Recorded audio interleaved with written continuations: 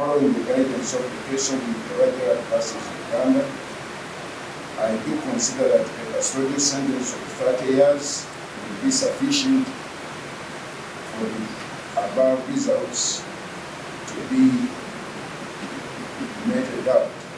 Tufunye final justice ng'omutemu eyatta omwana wange Desire Mirembe aweereddwa ekibonerezo ekyokusibwa mu mukono okumala emyaka 30. Tujja kwebaza mmwe ba media omulimu gwe mukoze emyaka 8 kibadde byangu omusango guluddewo ebbanga ddene naye mukoze omulimu gw'amaanyi nnyo okubeera ng'omusango guno gubadde mu prime right. Mbeebaza nnyo mwebale nnyo mwebalire. Tulina kinene kyakuzza naye katuwummule naffe tusobole okukola ku bintu ebirala ebbanga libadde ddene ery'emyaka 8. Download the app on App Store or Google Play Store now. Vision Digital Experience, the future of media.